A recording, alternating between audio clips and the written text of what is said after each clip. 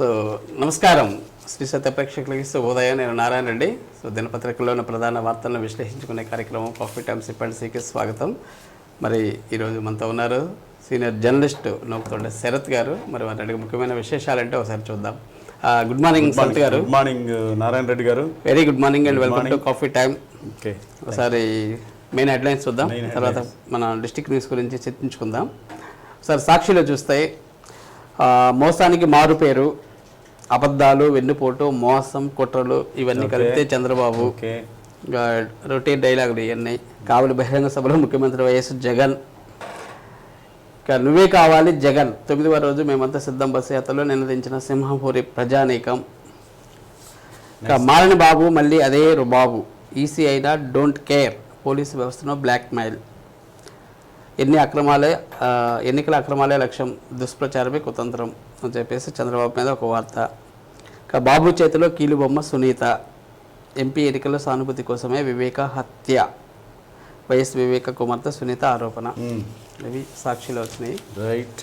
ఈ ఆంధ్రజ్యోతిలో చూస్తే భవన నిర్మాణ కార్మికులకు మాది భరోసా, మేము వస్తాం, ఉచిత ఇసుక ఇస్తాం. తాపీ మేస్త్రీలు వైసీపీకి సమాధి కట్టాలి, ఉచిత ఇసుక ఇస్తారంట చంద్రబాబు వస్తే. ఈసార్లు శుద్ధ పోసల. ఎన్నికల కమిషన్కు 19 మంది ఐపీఎస్ల లేఖ. విపక్షాల ఫిర్యాదుపై ఆక్రోశం. నన్ను నరికేస్తారేమో, రాజకీయంగా అడ్డమనే వివేకాను దారుణంగా నరికి చంపారు, ఆ దుర్మార్గులు ఎంతకైనా తెగిస్తారు అని నిన్న వైఎస్ సునీత చెప్పారన్న. చివరిగా ఈనాడులో చూస్తే ముసుగు తొలగింది, అసలు రంగు బయట పెట్టుకున్న కాంతి రాణా వైకాపా అధికార ప్రతినిధుల సరికొత్త అవతారం. ఆ పార్టీ నేతల ఆరోపణలతోనే సీఈఓకు ఫిర్యాదు. నేను అందరూ ఐపీఎస్ అధికారులందరూ 19 మంది ఎలక్షన్ కమిషన్కి ఇచ్చారు కదా, సో వారిలో ఈయన ఒకరు. మైనార్టీల భద్రతపై రాజీ పడం. తెదేపా హయాంలోనే ముస్లింలకు రక్షణ. ప్రభుత్వ వ్యతిరేక ఓటు చేర్చడానికి పిల్ల కాంగ్రెస్కు పెద్ద కాంగ్రెస్ సాయం. రోసూరు ప్రజాగలం సభలో చంద్రబాబు. అధికారులు నిష్పక్షపాతంగా వ్యవహరించాలి, రాజకీయ పార్టీలకు అండగా పనిచేసే వారంతా చింతించే రోజైతే వస్తుంది. మా శైలం గొప్పదంటూ ప్రకటించుకోవడం శోచనీయం. మాజీ సీఎస్ ఎల్వి సుబ్రహ్మణ్యం నిన్న ఆయన. ఇవే సార్ స్టేట్లో ప్రధానంగా ఈ సార్లు శుద్ధ పూసలు అనేది ఒకటి, ముసుగు తొలగింది అనేది ఒకటి. బాగా ఎన్నికల కమిషన్కు 19 మంది ఐపీఎస్ లేఖ, విపక్షాల ఫిర్యాదులపై ఆక్రోశం, మీడియా గొంతు నొక్కాలన్న డిమాండ్, తమపై తప్పుడు ప్రచారం జరుగుతుందట, ఈసీ ప్రభావితం అవుతుందని వింత వాదన, 5 ఏళ్లు పోలీసు ప్రతిష్టను దెబ్బతీసేదెవరు, ఏకపక్ష దాడులు అరెస్టులు మరిచారా, ఐపీసీని మరిచి వైసీపీ భజన చేయలేదా, ఎన్నికల విధుల్లో ఉండేందుకే ఈ తహతహా ఐపీఎస్లు ఈ తరహా లేఖ రాయొచ్చా. ముసుగు తొలగిందనేది ఈనాడులో కూడా రాశారు.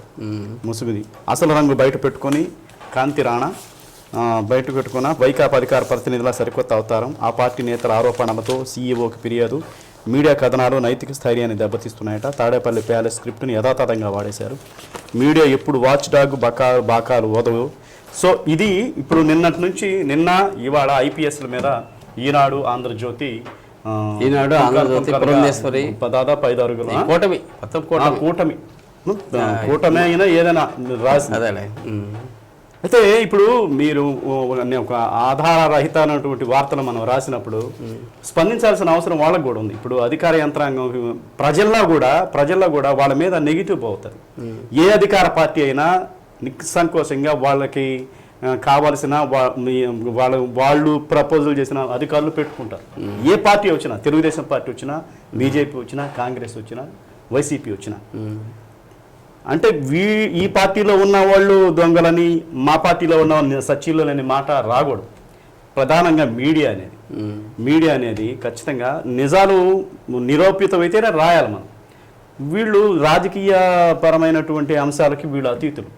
ఇంటర్నల్లో ఖచ్చితంగా ప్రతి ఒక్కరికి ఉంటుంటాయి. ఏ పార్టీ వచ్చినా సరే ఖచ్చితంగా ఉంటాయి. ఎంతో కొంత వాళ్ళకి అనుకూలంగా ఉండాల్సిందే ఉంటారు. ఇప్పుడు ఓపెన్ అండి ఇది. మేడి పండు చూడు మేడిమై ఉండి పొట్ట విప్పి చూడు పురుగులు ఉండని. ఈ రోజు ప్రజాస్వామ్యం ఎట్లా ఉందండి, ఎట్లా మీరు గ్రామ స్థాయిలో కూడా చిన్న తగాద పెడితే ఎంపీటీసీ ఫోన్ చేస్తున్నాడు. ఇప్పుడు గ్రామ సర్పంచ్ ఫోన్ చేస్తున్నాడు. వీళ్ళు జీ హుజూర్ అంటున్నారు పోలీస్ స్టేషన్లో. అలాంటిది పై స్థాయిలో అధికారంలో ఉన్న వాళ్ళు వాడు చెప్పినట్టు ఇన్నరైన నమ్మకం ఏంటి అంటే అంత తెలుగుదేశంలో జరిగింది అది, వైసీపీలో జరుగుతుంది కూడా అదే. అది బహిరంగ రహస్యం. సో దీని మీద ఇటీవల ఎక్కువైంది. అంటే ఎన్డీఏ కూటమి వచ్చిన తర్వాత ఈ రాతలు ఎక్కువైపోయాయి. అంటే దీని మీద ఎవరు శుద్ధపూసలు కాదు, వీళ్ళు రాశారు కదా శుద్ధపూసలు అని. ఎవరో శుద్ధపూసలు కాదు, అన్ని పార్టీలు, రాజకీయ పార్టీలు అన్ని శుద్ధపూసలు ఏం కాదు. సో దీని మీద జస్ట్ మనం దాని గురించి మాట్లాడుకుందాం. ఇక జిల్లా సంబంధించి వార్తలు మీరు ఎండలు మండిపోతున్నాయి. ఎండలు ఒక పక్క మామూలుగా ఏప్రిల్ స్టార్టింగ్లోనే ఉన్నాం ఇంకా. అవును, మీకు ఇప్పుడు నిన్న వరకే 44 డిగ్రీలు అంటే మామూలు విషయం. నిన్న అంత ఎండ లేదు, ఒక్కపోత విపరీతంగా ఒక్కపోతుంది, మోగంట అలా ఉంది. సో అంతకుముందు బాగా ఎండ అంటే అంత లెక్కనే. నిన్న చూస్తే 44 డిగ్రీలా అనిపించింది. సో ఇంకా 4 రోజుల్లో ఇక వడగాల్పులు స్టార్ట్ అవుతాయి. 47, 48 కూడా దాటడానికి అవకాశం ఉంటుంది. అంటే నాకు తెలిసి ఈ ఏప్రిల్లో ఎండను మండిపోతే మేలు తగ్గుదల అవుతుందేమో. ప్రతిసారి అట్లనే ఉంటుంది, మీరు గమనించండి. మేలు మధ్యలో నుంచి వాతావరణం చల్లబడింది. అయినా ఇది చాలా ప్రమాదకరమైన ఎండలు. 44 అంటే మామూలు విషయం కాదు. ఇంకా 2-3 రోజులు అయితే 45 పోయినా, 46 పోయినా, 46 దగ్గర రామగుండం అటైతే 49 దాకా కూడా పోతాయి కదా తెలంగాణలో. రామగుండం ఆ ఏరియాలో అయితే 49 వచ్చిన రోజులు కూడా ఉన్నాయి. Okay okay. సో జనాలు ఇక్కడ ఎక్కడక్కడ ఏంటంటే తోకపల్లి, అది ఎక్కడ, పునుగోడు, వెలిగండ్ల, వెస్ట్ వీరాయనపాలెం 44 దగ్గర అన్ని 44. పశ్చిమ ప్రాంతం అంతా పశ్చిమ ప్రాంతం ఎక్కువ కదా. మనం చాలా జాగ్రత్తగా ఉండాలి పిల్లలతోటి వెళ్ళేటప్పుడు. అసలు పిల్లల్ని బయటకు తీసుకురాకుండా ఉంటే చాలు. తీసుకురాకుండా ఎలా ఉంటారు సార్? స్కూల్ పెట్టారు, మధ్యాహ్నం 23 నుంచి. ఇప్పుడు మధ్యాహ్నం హాఫ్ డేనే కదా. హాఫ్ డే 12:30కి 12:40కి వదిలేస్తున్నారు. బాగా మధ్యాహ్నం ఎండలో వాళ్ళు తీసుకొచ్చేటప్పుడు తప్పదు. వాళ్ళ రూల్స్, మరి ప్రభుత్వం రూల్స్ అట్లనే ఉంటాయి. ఏదైనా జాగ్రత్తగా ఉండాలి. ప్రజలకు కూడా మన సత్యాన్వేష తరపున కూడా ఎండల్లో ఎక్కువ తిరగకండి. ప్రభుత్వం కూడా అసలు ఇదివరకు చలివేంద్రాలు ఎక్కువ పెట్టేవాళ్ళు, ఇప్పుడే చలివేంద్రాలు మున్సిపాలిటీ మధ్య కేంద్రాలు పెట్టారు. మున్సిపాలిటీ పెట్టలేదు. ఎందుకు పెట్టలేదో మరి తెలియదు. మరి 2 రోజులు చూసుకునే ఎలక్షన్స్ కదా, వాళ్ళ అడవుల్లో వాళ్ళు ఉన్నారేమో. ఎలక్షన్కి సంబంధం లేదండి. ఎందుకంటే ప్రజల దాహార్తిని కాకపోతే సడన్ గా వడదెబ్బ పడిపోవాడు అనుకోండి, అది ఆ తప్పు ఎవరిది? అవును, అధికార యంత్రాంగానే. ఇటువంటి సమయంలో 4 గుమ్మిగూడ దగ్గర తప్పకుండా ఏర్పాటు చేయాలి. కలెక్టరేట్ లో పెట్టారు సర్వేంద్రలో. అది బయట పెడితే ప్రజలకు ఉపయోగం. కలెక్టరేట్ లో ఎవరికి బాటిల్ తెచ్చుకుంటారు. ప్రతి కార్యాలయంలో వాటర్ ఇది ఉంటది, ఉద్యోగుల కోసం కదా, అక్కడికి వచ్చే సందర్శకుల కోసం. ప్రజలకు పెడితే సందర్శకులు ఎంతమంది వస్తారు ఈ ఎండలకి? ప్రజలకు కూడా వాళ్ళ సర్వీస్ చేస్తే బాగుంటుంది. చాలా మంది చేస్తున్నారు కదా, అట్లనే కూడా బయట పెడితే బాగుండేది. సో ప్రజలైతే జాగ్రత్తగా ఉండాలి. ఏదైనా దాతలుండి ఎవరైనా పెడితే మంచిది. అవును, సహజంగా మీ పనులు తొందరగా చూసుకోవటానికి అంటే మధ్యాహ్నం పనులు ఉంటాయి. ఆ పనులు కంపల్సరీ బ్యాంకులకు వెళ్ళాలి. దేనికి కొన్ని పనులు ఉంటాయి కదా, కూలి పనులకి తప్పనిసరిగా వాళ్ళకి బయటకు వెళ్ళాల్సింది. సో జాగ్రత్తగా ఉండాలనేది మన విజ్ఞప్తి. ఈత కడుపు కోత ఎక్కడ జరిగింది సార్? చూడడానికే వీళ్ళు పెద్దవాళ్ళు లాగా ఉన్నారు. అవును, ఈత సరదా ఇద్దరు చాలా చిన్నదిగానే ఉంది. మరి దాంట్లో ఎలా దిగారు, ఎలా పోయారు సార్?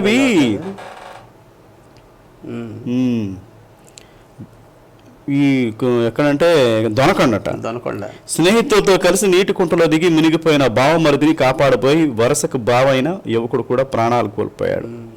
ప్రతిరోజు ఈతకు వెళ్తుంటారు. ఈ క్రమంలో వారితో పాటు బంధుత్వంలో వరుసగా బావమరిదులైన మన్న వెంకటేశ్వర్లో 25, పత్తి వెంకటేశ్వర ఇద్దరు కుంట వెతికి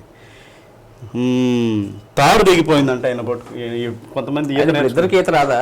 ఈత రాదు వాడికి, ఈత నేర్చుకోవడానికి ఈత రాదు వాడికి. నడుకి తాడేసి కొడతా ఉంటే సడన్ గా తాడు దిగిపోయింది. తాడు దిగిపోవడంతో వాడిని మునిగితే బావమరిది బావ అంట వరుస వాడు కూడా పోయాడు. వాడికి కూడా ఈత అంటే ఆవేశంలో రక్షణ వచ్చినా కానీ వాడు పట్టుకుంటాడుగా, ప్రాణభయంతో పట్టుకుంటే ఈడికి చేతులు. ఈత వస్తే అంత తేలిగ్గా ఏదైనా ఊబిలో దాంట్లో ఇరుక్కుపోయి ఏదో మొత్తం మీద చనిపోయారు పాపం. ఈ కొంచెం విషాదకరమైన ఇదే. పైగా ఊరికి దూరంగా ఉంటారు. ఇవేదో చెరువులు తవ్వారండి. ఇది మొత్తం మీద ఎండ్ల చెరువు అంట.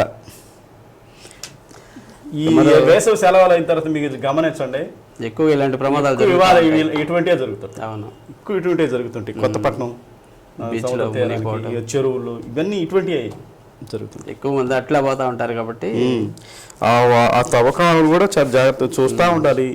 ఇది బోరు బావుల్ని చూస్తుంటాంగా, తవ్వి మెదలకుండా ఉంటారు, ఆ పిల్లలు దాంట్లో పడి చచ్చిపోతా ఉంటారు. ఇక మరోసారి ఇరిగేషన్ సూపరింటెండెంట్ పై వేటు. ఎంత బాధ్యతారాహిత్యం అండి. తాగి కలెక్టర్ బాధ్యతారాహిత్యం సమావేశానికి వచ్చి సమావేశానికి తాను ప్రభుత్వ ఉద్యోగిని విషయాన్ని కూడా మర్చిపోయారు. ఎంతో కీలకమైన సార్వత్రిక ఎన్నికలకు సంబంధించిన శిక్షణా తరగతులకు ఏకంగా మద్యం తాగి హాజరయ్యారు. చివరకు ఉన్నతాధికారులు తెలిసి వేటకు గురయ్యారు. ఇందుకు సంబంధించి వివరాలు ఒంగోలు జనవనరుల శాఖ ప్రాజెక్టు GRP డివిజన్ 2 కార్యాలయ పర్యవేక్షకుడు ఎం రామారావు సార్వత్రిక ఎన్నికలకు పోలింగ్ అధికారి నియమితులయ్యారు. పోలింగ్ అధికారి ఆయన, పోలింగ్ అధికారి అంట. ఒంగోలు నియోజకవర్గ పరిధిలో PO APOలకు భాగ్యనగర్లో కేంద్రీయ విద్యాలయంలో ఈ నెల 5న శిక్షణ తరగతులు ఏర్పాటు చేశారు. రామారావు ఈ కార్యక్రమానికి తాగి ఆ మత్తులోనే హాజరయ్యారు. తరగతుల పర్యవేక్షణలో భాగంగా కలెక్టర్ దినేష్ కుమార్ అక్కడికి వచ్చారు. అవును, చూడండి, చెక్ చేయడానికి వచ్చారు. రామారావు మద్యం తాగి ఉన్నట్లు గమనించారు. ఈ మేరకు క్రమశిక్షణ. చూడండి ఎంత పరువు తక్కువ, ఎంత బాధ్యత రాయించారు. అసలు కనీసం మినిమం కామన్స్ లేకుండా పక్కన వాళ్ళు ఉంటారు, పక్కన వాళ్ళు కూర్చుంటారు, వీళ్ళు కూర్చుంటారు. అహంకారం లేకపోతే అంత మధ్య అంత ఇంపార్టెంటా? ఒక గంట ఓడ్చుకోలేరా? ఈ రకంగా ఉంటే ఇటువంటి వాళ్ళు ఎన్నికలు ఏ విధంగా నిర్వహిస్తారు చెప్పండి. సస్పెండ్ అయ్యాడు, ఇప్పుడు అతనికి ఉద్యోగం పోయింది. ఓకే సార్, ఇటువంటి చాలా ఉన్నాయండి. టీచర్స్ కూడా తాగి టీచర్ ఒకసారి స్కూల్కి వస్తే పిల్లలు తరువుకున్నారు, బయటికి పోయిన దాకా రాళ్ళు వేసి కుట్టారు పిల్లలు. పెద్ద పిల్లలు అయితే గమనిస్తారు, చిన్న పిల్లలు ఎలిమెంటరీ స్కూల్ పిల్లలు టీచర్ తోటి మాట్లాడాలంటే అట్లా ధైర్యం కావాలి. చాలా మంది అండి, మీరు ఆదివారం వీకెండ్ వస్తే టీచర్స్ ఏంది, ఎంప్లాయీస్ అంటే టీచర్స్ కూడా మందు పార్టీలో కూర్చున్నారు. వీళ్ళు భావి భారత పౌరుల్ని తీర్చిదిద్దుతారు. చదువు ఇప్పుడు డాక్టర్స్ మనం పోతే డాక్టర్స్ తాగొద్దు, స్మోకింగ్ చేయొద్దు అంటారు. డాక్టర్లు తాగేవాళ్ళు లేరా? డాక్టర్స్ ఇక అది చెప్పేదేమో వాళ్ళు, ఎందుకంటే వాళ్ళు ప్రెషర్స్ మామూలుగా ఉండవు. అది మనం తాగుండి మనం ఎంకరేజ్ చేయడానికి కాదు. అదేలే, ఆ ప్రెజర్ వేరు ఉంటుంది. పేషెంట్స్ తో వాళ్ళు రేత్రి ఉంటే 11 గంటల దాకా అర్ధరాత్రి అప్పుడు సర్జరీ టైం అంటే ఏముండదు కదా. సర్జరీ 3 గంటలకి 4 గంటలు కూడా తిన్న రోజులు ఉంటాయి. వాళ్ళు రోజు అదే పరిస్థితి. ఓపీలు ఎక్కువ ఉన్నాయి అనుకోండి. మీరు చర్మ వ్యాధులు డాక్టర్ చూసారా? 60 అడుగుల రోడ్లు ఒకటి ఉందిలే. ఉదయం 6 గంటలకి 6 గంటలకి అక్కడ జనం ఉంటారు. అక్కడ పశ్చిమ ప్రకాశం నుంచి పర్యటనలో ఉంటారు. అతను బాక్సులోనే పెట్టుకుని పేషెంట్లు చూస్తా తింటా ఉంటాడు. పేషెంట్స్ చూస్తా అంటే కొంత అది దాన్ని ఎవరు కాదనలేరండి. ఇప్పుడు నిన్న ప్రభుత్వం ఉంది, వైసీపీ ప్రభుత్వం ఉంది, మద్యపానాన్ని దశల వారీగా నిషేధిస్తూ ఉంది. ఏది కొత్త బ్రాండ్లు పెట్టారనేది దానివల్ల ఆరోగ్యం పాడుతుంది. అది మద్యపాన నిషేధం తీసి పక్కన పెట్టండి, వాళ్ళు చేయలేరు దశల వారీగా. వీళ్ళు వచ్చి మేము మద్యపానం నిషేధించడం అటు నుంచి మంచి మద్యం ఇస్తాము, తక్కువ ధరలకు ఇస్తాం. అంటే మద్యం అనేది ఆల్టర్నేట్ ప్రభుత్వాలకి, అది తప్పదు, ఆదాయ వనరు. మేము మద్యం తక్కువ ధరకి ఇస్తామని చెప్తా ఉన్నారు. ఈ రకంగా ప్రభుత్వమే మద్యం తాగడాన్ని ప్రోత్సహిస్తుందంటే సామాన్య ప్రజలకు ఏం తెలుస్తుందండి? తాగడాన్ని ప్రోత్సహించడం లేదు సార్. ఎలాగో తాగేవాళ్ళు తాగుతున్నారు, మంచి మద్యం తాగండి అని చెప్తున్నారు. ప్రోత్సహించడం అనేది ఆరోగ్యాన్ని పాడు చేసుకోకుండా, ఆరోగ్యం పాడు చేసుకోవద్దు, తాగొద్దు అంటే పోయా ఏమైంది? తాగొద్దనే దీని మీద బాటిల్ మీద మద్యం ఆరోగ్యానికి హానికరం నీళ్ళు వేస్తున్నారు. నిషేధించారుగా, నిషేధించరు. అది ఆదాయ మార్గం. ప్రజల్లో విఘ్నత ఉండాలి. తాగకూడదు, తాగితే మన ఆరోగ్యం పాడవుద్ది అనేది ఒకటి ఉండాలి. సో ఎందుకు వచ్చింది ఈ వ్యవహారం అంటే, చదువుకున్నవాడు, 10 మందికి అధికారి, చెప్పగలిగినవాడు, అటువంటి వాడు కూడా తాగి వచ్చాడంటే విధుల్లో బయట ఎట్టా చావని అది ఎవరితోటి దానికి సంబంధం లేదు, అది వ్యక్తిగతం. నువ్వు విధుల్లో ఉండి ఒక ఎన్నికల అధికారిగా ఉండి బాధ్యత రహితంగా ప్రవర్తించడం అనేది చాలా మంచి పని చేశాడు కలెక్టర్ గారు. ఇక అతివలకు ఎంత నరక యాతన ఏంటి సార్ ఇది? అతివలు ఏంటంటే, మీరు ఒంగోలు చూడండి, గోపీకృష్ణ థియేటర్ రోడ్డు చూడండి, ఏమైంది? ఒక డంపింగ్ యార్డే ఉంది. బాత్రూమ్ విషయానికి వస్తే ఒంగోలు పెద్ద డంపింగ్ యార్డ్ చూడండి. మీరు మార్కెట్కి వెళ్ళాలంటే భయం వేస్తుంది, అసలు స్మెల్ భరించలేకపోతున్నాము. అది మార్కెట్ రోడ్ చూసారా, స్ట్రైట్కి వెళ్తే. అవును, ఎక్కడైనా ఈ మున్సిపల్ పరిధిలో ఈ ఉన్నాయనుకోండి, వాటిలో పర్యవేక్షణ లేదు. అవును, ఆడవాళ్ళు ఎక్కడ పోతారండి? మనం అంటే మగవాళ్ళం అంటే ఎక్కడ చాటు చూసుకొని మూత్ర విసర్జన చేస్తారు మగవాళ్ళు. ఆడవాళ్ళు ఎక్కడ చేస్తారు? అదేమో చండాలంగా ఉంటాయి. దాన్ని వాటర్ కొట్టరు, నీళ్లు పెట్టరు. అది చెయ్యాలి కదా. లేవు, అప్పుడప్పుడే కట్టించారు కానీ ఇప్పుడు అవి కూడా పగల వదిలేశారు, అట్లనే వదిలేశారు. వాటి పర్యవేక్షణ లేదు. ఇప్పుడే సులభ కాంప్లెక్స్లు కట్టారు, ప్రతి ఒక్కరు బోర్డులు వేశారు, పైన ట్యాంకులు పెట్టారు, అన్ని వేస్ట్ అయిపోయినాయి. లేదు, కొన్ని లక్షలు కోట్ల డబ్బులు ఖర్చు, ₹1,00,000 పర్యవేక్షణ ఉంచాలి కదా. సో దాన్ని వదిలేశారు. దాని విషయంలో మంచి వార్త వేశారు.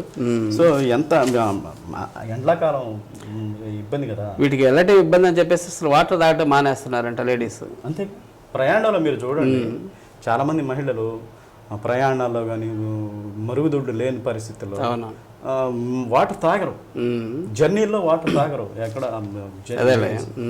సో ఈ దౌర్భాగ్యం అన్ని చోట్ల ఇదే పరిస్థితి. కర్నూలు రోడ్లో అన్ని చోట్ల లేడీస్ ఎక్కడా లేదు సార్. ఒక చోట చూడాలి, వాళ్ళు చూసుకోకపోతే ఎట్లా. కార్పొరేషన్ వాళ్ళు కనీసం మినిమం కామన్ సెన్స్ అది చర్యలు తీసుకోవాలి. కొన్ని పబ్లిక్ ప్రదేశాల్లో చూస్తారు, మళ్ళీ హడావుడి చేస్తారు, పేపర్లో పడిందిగా. ఇక ఎన్నికల ప్రక్రియకు వాలంటీర్లు దూరం పెట్టాలి, ఆల్రెడీ చెప్పారు కదండి. ఇంకా ఇక్కడ నిన్న నూతలపాడులో ఎన్నికల నిబంధనలు పక్కాగా అమలు చేయాలని నియోజకవర్గ ఎన్నికలు గారి గోపాలకృష్ణ అన్నారు. తహసీల్దారు, ఎంపీడీఓలు, బిఎల్ఓలు, సూపర్వైజర్లకు IIIT కాంపౌండ్లో ఎన్నికలకు సంబంధించి విధులు ఏమేం చేయాలి ఏంటి అనేదాన్ని. సో వాలంటీర్లని ఖచ్చితంగా ఎవరో ఎన్నికల కమిషన్ సీరియస్గానే ఉంది. చాలా మంది వాలంటీర్లు తీసేస్తున్నారు, ఆదేశాలు చేశారు, జారీ చేశారు. ఇంకా చెక్ పోస్టులు తనిఖీ చేసిన ఎస్పీ ఎక్కడ చేశారు, ఆయన రావడంతో నిన్న కొత్త ఎస్పీ గారు పెంచాడు. ఇక్కడ ఇప్పుడు మధ్యం ఇక్కడ ఎక్కడంటే జిల్లా సరిహద్దుల వద్ద ఏర్పాటు చేసిన చెక్ పోస్టులను శనివారం ఎస్పీ జి సునీల్ ఆకస్మికంగా తనిఖీ చేశారు. మద్దిపాడు, ముళ్లమూరు పోలీస్ స్టేషన్ల పరిధిలో చెక్ పోస్టులను పరిశీలించి సిబ్బందికి పలు సూచనలు చేశారు. ఎన్నికల నిబంధనల ప్రకారం చెక్ పోస్టుల వద్ద నిరంతరం నిఘా ఉంచాలని, సిబ్బందికి నిష్పాక్షికంగా వ్యవహరించాలని ఆదేశించారు. ప్రజలను ప్రలోభాలకు గురి చేసే నగదు, మద్యం, మాదక ద్రవ్యాలు అక్రమ రవాణా అడ్డుకోవాలని చెప్పారు. ఈయనది ఒక స్టోరీ ఉంది తెలుసా, ప్రకాశం ట్రైనీ ఐపీఎస్గా వచ్చాడు. అప్పుడా ఫస్ట్ స్టార్టింగ్ ట్రైనీ ఐపీఎస్గా వచ్చి సెల్ ఫోన్ పోయిందని కంప్లైంట్ ఇవ్వడానికి పోయాడు తాలూకా పోలీస్ స్టేషన్.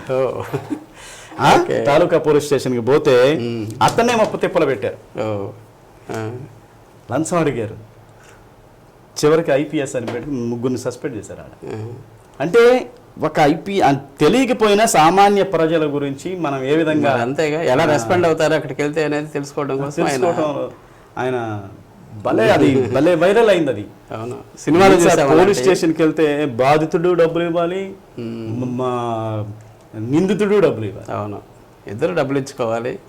ఫ్రెండ్లీ పోలీస్ అనేది ఊరిక మాటలు ఉండేవి, కానీ ఇటువంటి పోలీస్ అధికారులు ఉంటే ఖచ్చితంగా.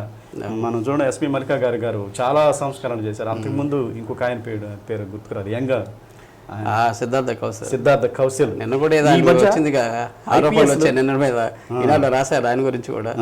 తిరుపతిలో రాస్తారు, అదే వీళ్ళందరి మీద రాస్తారు. ఇప్పుడు మనం చేతిలో మీడియా ఉందని మనం రాయొచ్చు, దాని గురించి తరికించుకోకూడదు. కానీ పోలీసుల విషయంలో జరుగుతూ ఉంటాయి. సో నిన్న ఈయన అన్ని చోట్ల చెక్కింగ్ జరగటం, 50,000 మించి నగదు తీసుకెళ్ళకూడదని, ఈ 50,000 మించి నగదు తీసుకెళ్ళకూడదు అనేది కొంచెం కష్టమైన పని అండి. ఎందుకంటే వ్యాపారస్తులు ఉంటారు, చిరు వ్యాపారులు ఉంటారు, ఆన్లైన్లో కొట్టుకోవచ్చు కదా. ఆన్లైన్లో కొంతమంది తీసుకోరు, ఇది క్యాష్ పే డబ్బులు తీసుకునే వాళ్ళు కొంతమంది ఉంటారు. ఇది కొంచెం సడలిస్తే బాగుంటుందని వ్యాపారులు కూడా అంటున్నారు. ఏం కాదులే సార్, ఈ నెల రోజులు ఉంటే ఏం కాదులే.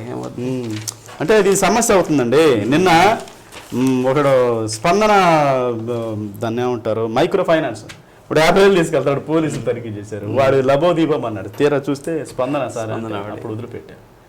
సో అది కొంచెం 50,000 అనేది ఇప్పుడు పెద్ద అమౌంట్ కాదు, దాన్ని కొంచెం సడలిస్తే బాగుంటుందని అనుకుంటున్నారు. సరే, ఎన్నికల కమిషన్ చెప్పిన తర్వాత దాన్ని పాటించారుగా ఖచ్చితంగా. ఓకే శరత్ గారు, థ్యాంక్ యూ వెరీ మచ్. ముఖ్యమైన అంశాల మీద చక్కటి విశ్లేషణ అందించారు. Thank you. మరి ఇదండి ఈనాటి కాఫీ డాన్స్ ఫ్రెండ్సీ కార్యక్రమం. తిరిగి రేపు ఉదయం 8:30 శ్రీ సత్య న్యూస్లో మరిన్ని తాజా వార్తలతో మీ ముందుంటాం. అంతవరకు చూస్తూ ఉండండి శ్రీ సత్య నెట్వర్క్. నమస్కారం.